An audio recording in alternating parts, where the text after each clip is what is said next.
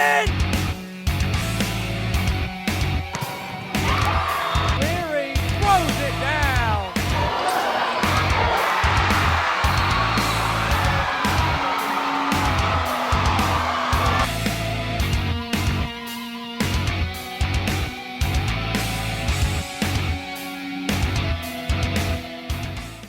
Welcome to a very special episode of Profs Huddle. I'm Jordan Coupe. And I'm John Norris. With the move to social distancing and virtual experiences in the wake of the coronavirus pandemic, the traditional sports world has come to a complete halt. And that, of course, includes collegiate sports as well.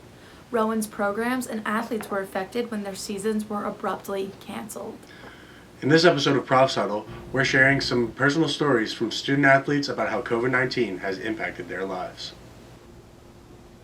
And to gain some perspective on the current state of affairs for Rowan's athletic programs, our Derek Hill sat and spoke with Rowan's interim athletic director, Dr. John Giannini, just a few days ago.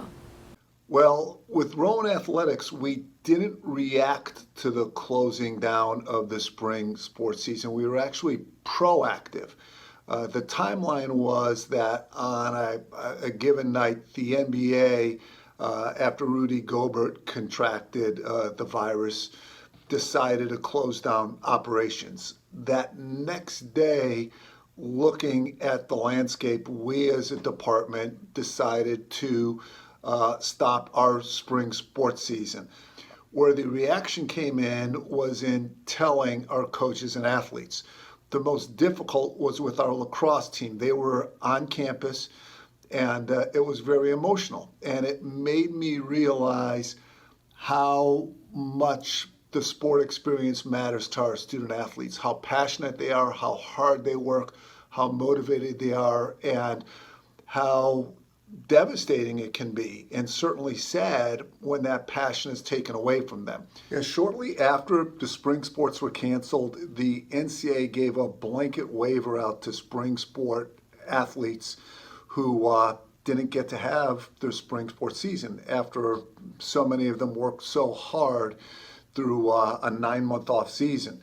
So it was absolutely the right thing to do. Of course, some graduating seniors will want to go out and get their first jobs and start the rest of their life. Some others want to come back and compete, whether as a graduate student or to finish up their last few classes, and we'll be glad to accommodate those student athletes who choose to do so at Rowan. Business in Rowan Athletics is normal, except for obviously not having practices and games and the student athletes here. But what the person outside of athletics might not realize is that the practices and the games are a small part of what coaches and administrators do.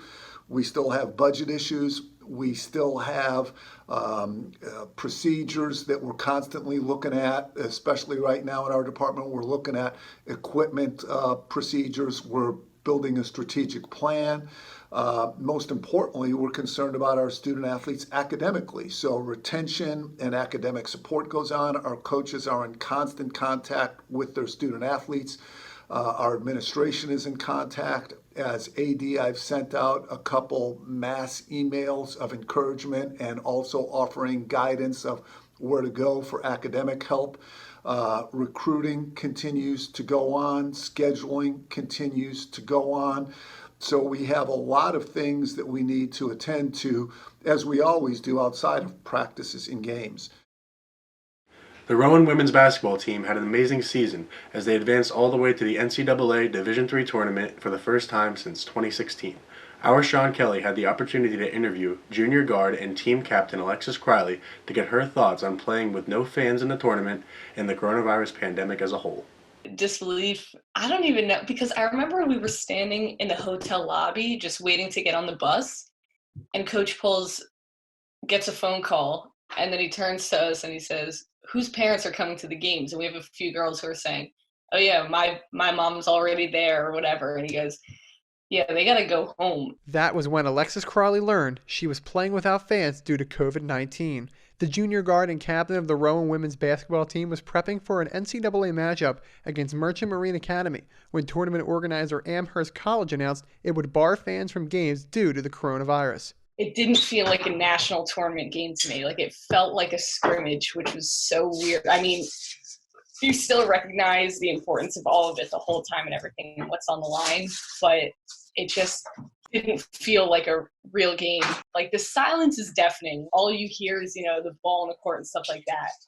Like, we could hear, anytime Coach Poles had something to yell to us, we could hear it. Criley herself is a very vocal leader on the court, known for her high energy during games, but to her, it was tough keeping the energy without fans. It is nice just getting the help from people in the stands and everything. If you, I don't know, just no help, if it's just you and your team talking to each other, it's definitely worse. Even though it saves me a little bit of energy not having to yell over people, I would definitely prefer having those other people to yell over. How, does it feel that you're going to be able down the road to tell people, oh, hey, I played in an NCAA game, but my first NCAA game was a game with no fans, something that might never happen again? Yeah, I've actually thought about that a lot. I mean, I love having a great story to tell. I don't think this is a great story. I think it's a pretty sad story, honestly, for everything that's going on. But it is something that years down the line, when everything is said and done and we get to talk about it, it's going to be a really just interesting thing to talk about. For all of us, our first NCAA appearance, and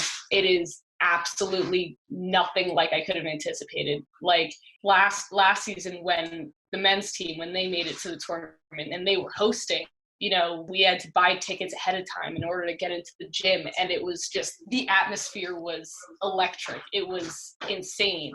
And I was thinking, man, I can't wait to be in an environment like that. Even if it's somebody else's gym, that is, it's a very unique experience and not a lot of people get to experience. And then, we get there and it feels, like I said, like an AAU game or like a scrimmage, which is, it's an interesting thing that we got to experience. But yeah, I don't know. Even though the Profs would fall to Amherst in the second round of the tournament, the team experienced a day they would never forget. For Profs Huddle, I'm Sean Kelly.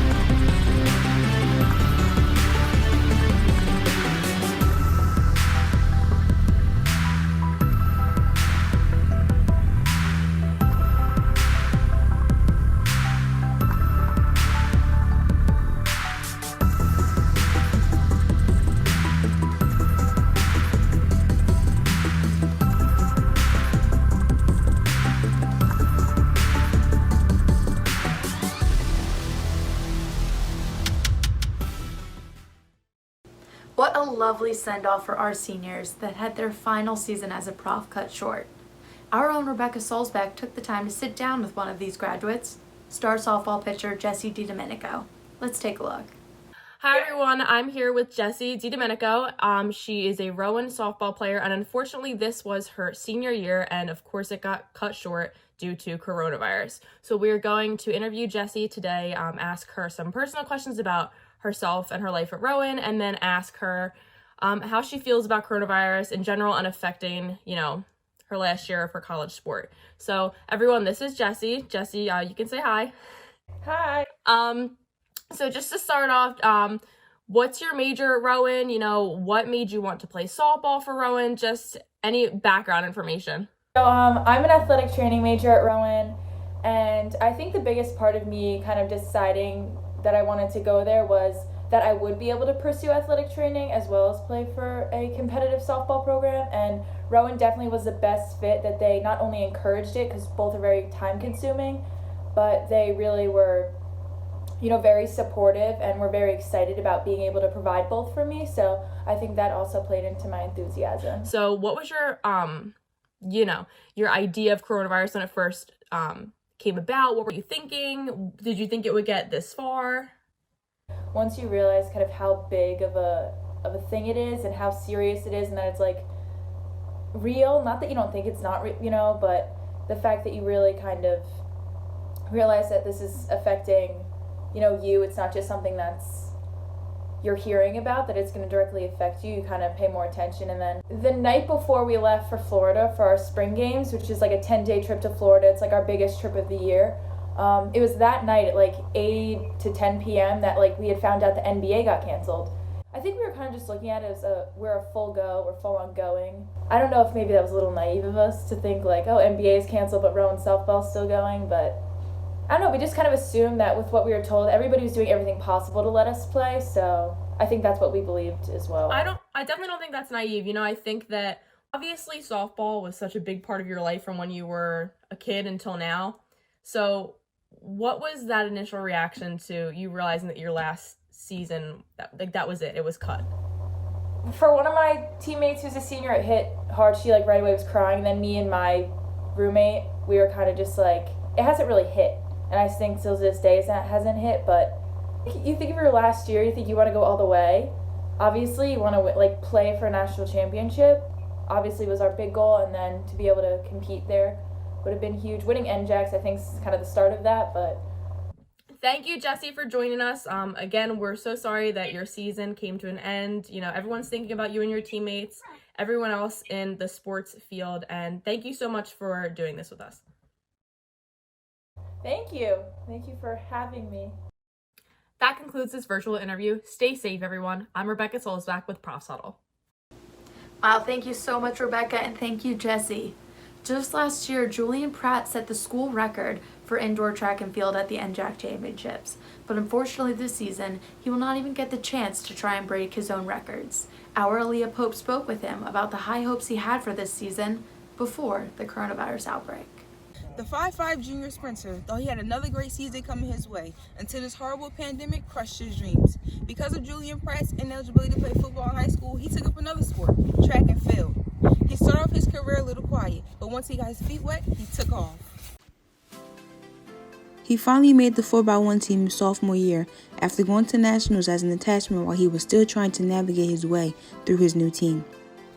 As he continued to stride through his junior year, he strided his way to breaking the school's record during indoor track season, running at 6.93 seconds in the 60-meter dash.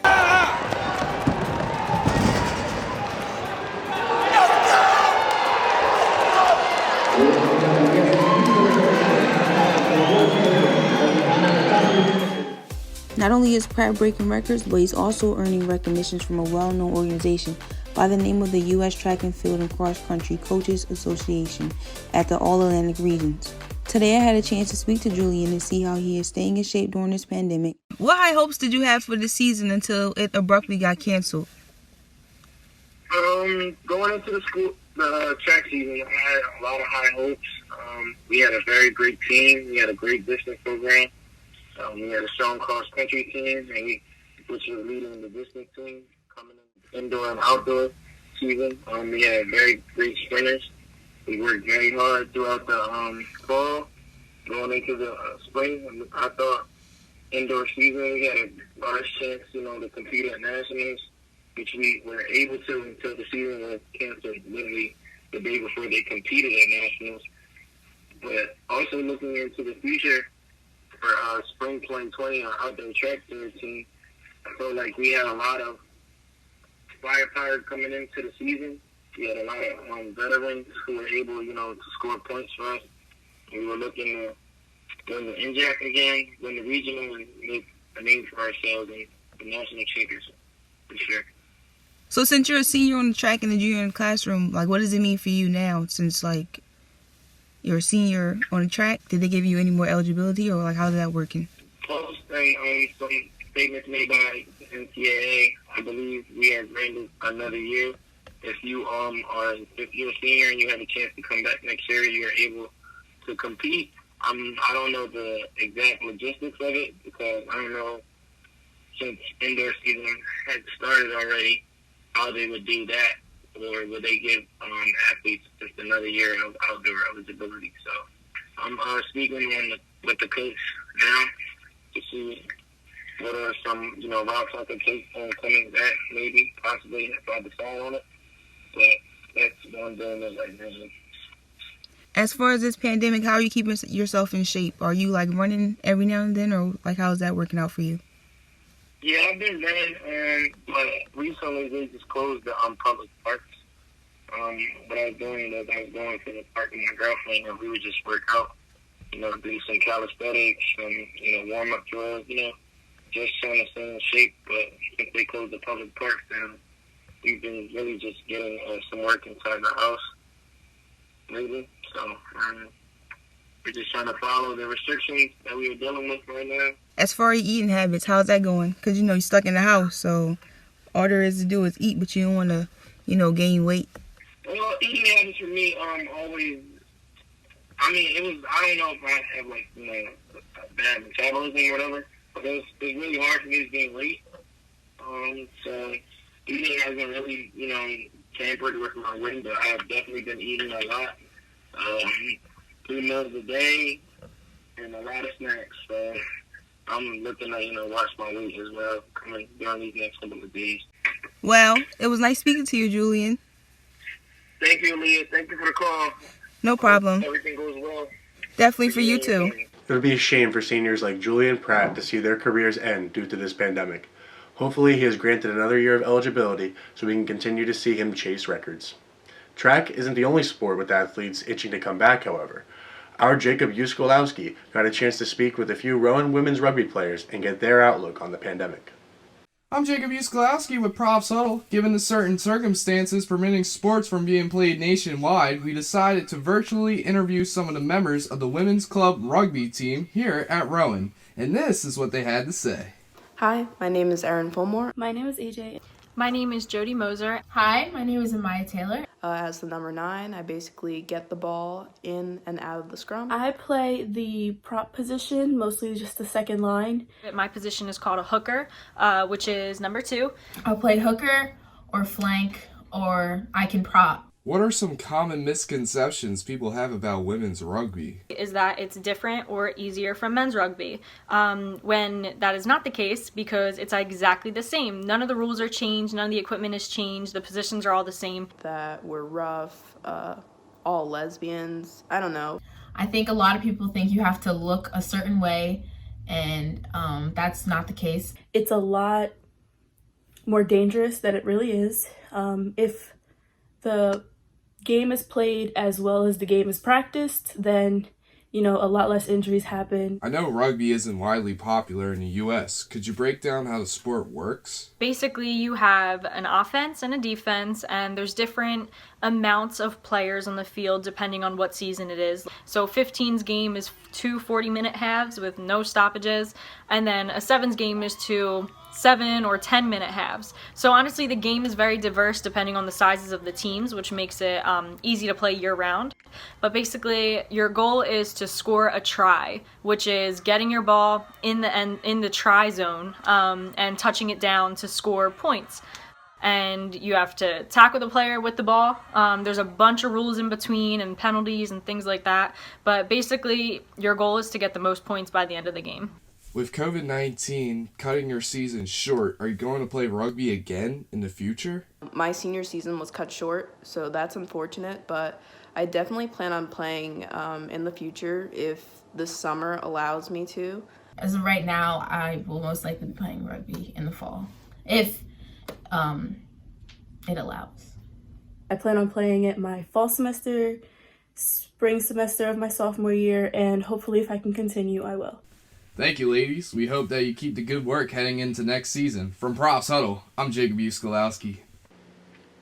One of the few bright spots during these troubling times has been the emergence of eSports. Our Sean Kelly met with Kristian Kunkel, the Director of University Partnerships at Nerd Street Gamers, to talk about the growth of the competitive gaming industry. Nerd Street has invested over $1 million to create a gaming facility at Rowan. And why do you feel like this is such a great investment, and why have you targeted Rowan kind of as a central point to start this academic esports venture? As we continue to expand our footprint, we're going to be building lots of new locations across the country, some of which will be with colleges, some of which will be independent and just standalone local hosts. But the opportunities that we see with the colleges is really supercharging our model because, first of all, there's a lot of gamers in college campuses, and we know there's a lot of interest in really every college campus. But the reason why Rowan is particularly exciting is because the commitment that the administration has made to grow esports and to use esports as a strategic recruiting tool and learning opportunity. How do you feel that esports and Nerd Street could especially help kind of during these times and help bridge communication during a crisis? You know, we're already doing this, and we're seeing a lot of interest with, especially as communities start to move to the physical distancing. There's a lot of opportunity and a lot of need to keep those connections strong. So a lot of our schools and other partners are coming to us saying, we need to do something in the meantime. What do we do in the next few months as our people have to be physically distanced? And online competitions is a great way to do that. Esports has an advantage in this way where we absolutely can, and many of us, even when we do play in person, we also play online, right? So there's tons of opportunities to play online and stay close to your community. That can be your actual team that you compete with, but also reaching out to a larger community. Right now, because everyone's home, there's actually a massive surge in a lot of gameplay. So thanks so much. I appreciate you coming on and helping me out today, being part of this. No problem. Thanks a lot for having me. Our fields are empty. Our parks are closed. When will players and fans return? Nobody knows. And now they sit in disrepair as a deadly virus spreads through our air. The unthinkable happened. It changed our lives. We trade our mitts and masks for surgical gloves and N95s. This rough moment will come to pass. Our spirit, resiliency, and might will ever last. Thank you to you all for your dedication for our very first season of Profs Huddle. I'm Jordan Erard Coupe. And I'm John Norris. Hopefully, we were able to provide you all with some level of normalcy in your daily lives during these unprecedented times. See you next year, Profs. Stay safe, everyone.